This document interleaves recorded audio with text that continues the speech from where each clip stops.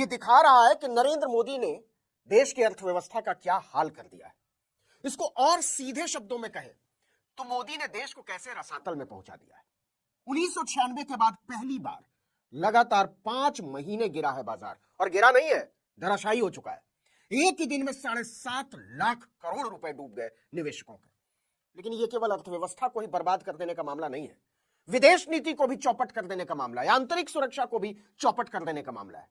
आइए इस वीडियो को सिर्फ अंधभक्त छोड़कर बाकी सारे लोग देख लेना कि किस तरह से आज प्रधानमंत्री नरेंद्र मोदी जी ने पूरे देश को डुबो डाला। दोस्तों, पूरे देश को कहां पर पहुंचा कर खड़ा कर दिया है। शायद अभी तक गोदी मीडिया ने इस खबर को आप लोगों की आंखों से पूरी तरह से ओझल कर दिया होगा। हमारे साथ वरिष्ठ पत्रकार मौजूद हैं नवीन कुमार, उनकी रिपोर्ट मैं आप लोगों के सामने रखूंगा कि आज हमारे देश की क्या स्थिति हो रही है और अप्रैल के अंदर हमारे देश के साथ क्या होने जा रहा है। ये सारी खबरों को देश के नागरिकों से छुपाया जा रहा है। दोस्तों, आप पहले इस रिपोर्ट को देखिए।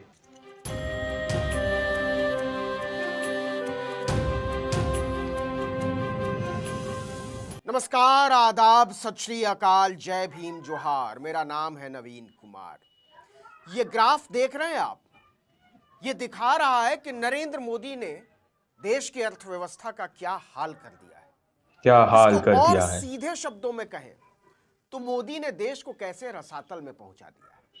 1996 के बाद पहली बार लगातार 5 महीने गिरा है बाजार, और गिरा नहीं है, धराशायी हो चुका है।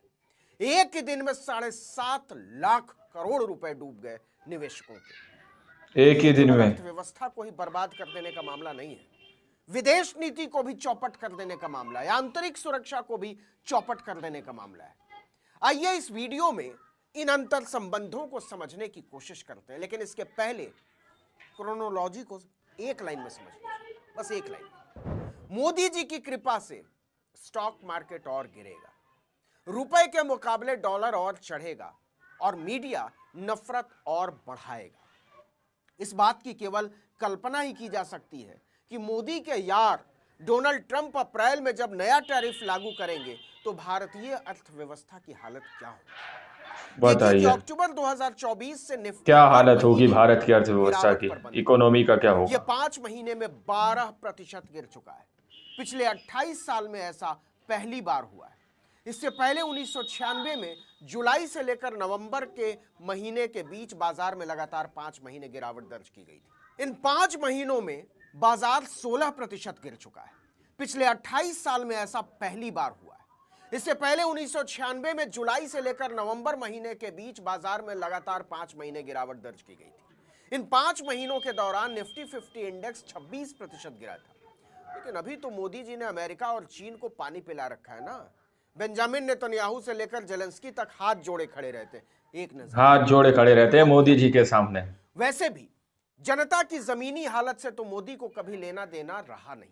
मोदी से लेकर निर्मला सीतारमण और अमित शाह तक भूखमरी के हर आंकड़े के सामने बाजार की उछाल ही चमकाते रहे। लेकिन अब उस बाजार ने भी अपने दीवानों को बर्बाद कर डाला है। जरा समझिए कि पिछले 5 महीनों में निवेशकों का कैसे दिवाला निकल गया। देखिए कि 30 सितंबर 2024 को बॉम्बे स्टॉक एक्सचेंज यानी बीएसई पर लिस्टेड कंपनियों का मार्केट कैप यानी कुल बाजार मूल्य 474 लाख करोड़ रुपए था, और 474 लाख करोड़ रुपए 84 लाख करोड़ रुपए रह गए। यानी 5 महीनों में निवेशकों की दौलत 90 लाख करोड़ रुपए घट गई। औसतन 60,000 करोड़ रोज कम।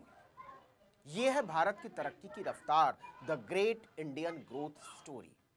तो ऐसा क्या हो रहा है कि बाजार लुढ़कता जा रहा है। वैसे तो इसके कई कारण हो सकते हैं, लेकिन उन सब कारणों के पीछे जो महाकारण है वो ये कि मोदी पर बाजार को भरोसा नहीं है। मीडिया उन्हें विश्व गुरु साबित करने की नौटंकी करता रहा। लेकिन सच ये है कि दुनिया उन्हें एक विदूषक से ज्यादा नहीं मानती है, क्योंकि बाजार का जो इतना बुरा हाल हुआ है उसकी सबसे बड़ी वजह ही है विदेशी निवेशकों की लगातार बिकवाली, पैसा खींच रहे हैं। दुनिया की नजरों में हमारे विश्व गुरु की साख ये है कि विदेशी निवेशकों ने अक्टूबर 2024 से फरवरी 2025 के बीच यानी केवल 5 महीने में भारतीय बाजार से 3,11,000 करोड़ रुपए निकाल लिए। बताइए, पैसा लगाया कहां? वहां जहां मोदी जी के लाल लाल आंख दिखाने से थर थर कांपने लगते हैं शी जिनपिंग, लेकिन धन्ना शी सेठों ने जिनपिंग। मोदी के लाल लाल आंख को तरेरते हुए अपना पैसा चीन के बाजार में झोंक दिया। मोदी ने अडानी और बताइए। माधवीपुरी बुच को बचाने में पूरे लोकतांत्रिक मूल्यों पर बुलडोजर चला दिया और चिल्लाते रहे all is well, all is well, Aamir Khan की तरह। लेकिन निवेशकों ने अपना पैसा खींचना शुरू कर दिया। नहीं सुनी मोदी की, क्योंकि उन्हें भारत की तुलना में चीनी कंपनियों को चलाने की व्यवस्था ज्यादा बेहतर, पारदर्शी और लाभकारी नजर आती है। वहां कोई प्रधानमंत्री या राष्ट्रपति अपने किसी कारोबारी दोस्त को बचाने के लिए देश की अर्थव्यवस्था को ताक पर नहीं रख देता। बाजार के ध्वस्त होने का दूसरा बताइए, ये सब कुछ हो जिसे रहा है। मोदी के पाखाने के पानी में लौटते हुए चेले किसी काम का नहीं समझते, और वो है भारी बेलगाम महंगाई। खाने पीने की चीजें महंगी होने से अक्टूबर 2024 में रिटेल महंगाई बढ़कर 6.2% पर पहुंच गई थी। 14 महीने का महंगाई का रिकॉर्ड टूट गया था माता रानी की कृपा से, माफ कीजिएगा मोदी जी की कृपा से। हालांकि जनवरी में यह घटकर 4.3% पर आया, लेकिन इससे निवेशकों का भरोसा बहाल नहीं हुआ। ऑल ये काफी इज वेल। वो भारत की अर्थव्यवस्था में स्थायित्व नहीं देख पा रहे हैं। तीसरा कारण, मोदी ने भारतीय अर्थव्यवस्था को बहुत कोशिश करके, बड़ी मेहनत करके वहां पहुंचा ही दिया जिसकी कीमत देश की जनता को चुकानी है। राष्ट्रीय सांख्यिकी कार्यालय यानी एनएसओ के अनुमान के अनुसार वित्त नहीं वर्ष रखता। 2024-25 में भारत की विकास दर 6.4% आंकी गई है। यह 4 साल का सबसे निचला स्तर है। अब ऐसे बाजार में पैसा लगाना बेहद जोखिम भरा है और संस्थागत निवेशकों के लिए तो बहुत ज्यादा जोखिम भरा। इसका मतलब यह है कि लहसुन प्याज न खाने को अपनी बहुत बड़ी उपलब्धि की तरह संसद में पेश करने वाले वित्त मंत्री निर्मला सीतारमण अपना असली काम छोड़कर बाकी सारा काम करती है। उनका काम क्या है? उनका काम है अर्थव्यवस्था को पटरी पर बनाए रखना और आम आदमी तक उसके लाभ को पहुंचाना। और असर ऐसा है कि 80 करोड़ लोगों को 5 किलो मुफ्त अनाज पर जिंदा रखना पड़ रहा है और प्रधानमंत्री को इसे उपलब्धि की तरह पेश करना पड़ता है। अब एक और वजह पर गौर कर लीजिए, और वो है देश की जनता को मोदी के छुपानी है। दोस्त डोनाल्ड ट्रंप की भारत को सबक सिखाने की जिद। उन्होंने मोदी के अमेरिका दौरे के समय भी उनके मुंह पर इसका जिक्र किया। वो लगातार रेसिप्रोकल टैरिफ यानी जैसे को तैसा टैक्स लगाने की बात कर रहे हैं। वो कह रहे हैं कि जो देश हमारे उत्पादों पर जितना टैरिफ यानी आयात शुल्क लगाते हैं, हम भी उतना ही लगाएंगे। कनाडा और मैक्सिको पर 25% टैरिफ 4 मार्च से लागू होने जा रहा है। भारत का नंबर अप्रैल में आना है। डोनाल्ड ट्रंप की इस धमकी से बाजार में अनिश्चितता है, भूचाल है। असली काम छोड़कर सारा काम निवेशकों को करते लग हैं। रहा है कि विश्व गुरु मोदी की ऐसी साख नहीं है कि वो ट्रंप के सामने अपने देश के हितों की बात कर पाए। ये बात दुनिया के सामने आ चुकी है, खुल चुकी है कि मोदी की ट्रंप के सामने जुबान नहीं खुलती, चू नहीं कर पाते।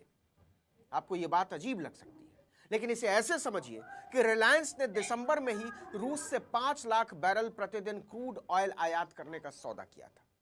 यह डील जनवरी महीने से लागू होनी थी, लेकिन अब यह खटाई में पड़ता नजर आ रहा है, क्योंकि अमेरिका ने रूस की उन तेल वाहक कंपनियों पर प्रतिबंध लगा दिया है जिनके माध्यम से तेल आना था।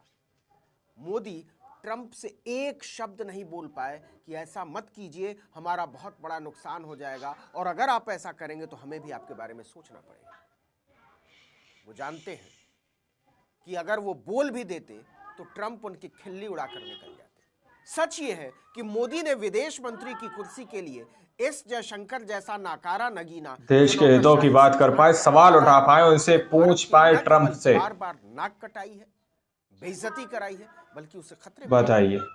अस्तित्व में आने के बाद पहली बार बांग्लादेश और पाकिस्तान के बीच व्यापार शुरू हुआ और एस जयशंकर टिपिर टिपिर टापते रह गए, जबकि बांग्लादेश का पूरा वजूद ही पाकिस्तान के विरोध पर खड़ा है।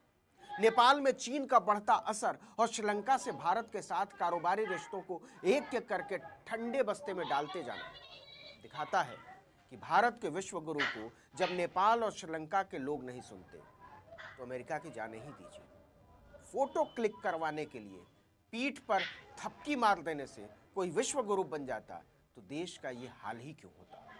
यहां हम जानबूझकर डॉलर के सामने गिड़गिड़ाते हुए रुपए का जिक्र नहीं कर रहे हैं। डर है कि मोदी जी ने ट्रंप की तरफ कहीं लाल लाल आंख करके देख दिया तो वो भस्म हो जाए। इस वीडियो में इतना ही, लेकिन अगर आपने आर्टिकल 19 इंडिया को अब तक सब्सक्राइब नहीं किया है तो फौरन बताइए, बेल आइकॉन दबाइए, घंटी जैसी आकृति लाइक कीजिए और कमेंट करके बताइए हमारा वीडियो आपको कैसा लगा। हमारा ट्विटर हैंडल है article19_India और मेरा ट्विटर हैंडल है नवीन जर्नलिस्ट। नमस्कार।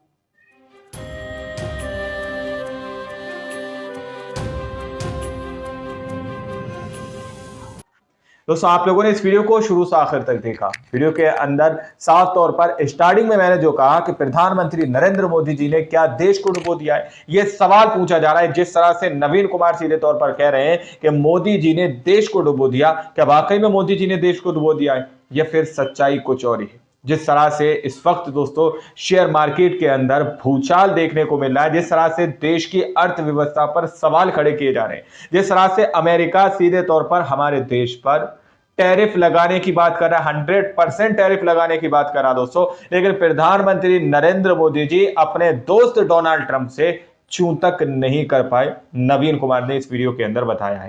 तो आप लोग समझ सकते हैं कि हमारा देश किस और जाता हुआ नजर आ रहा है दोस्तों।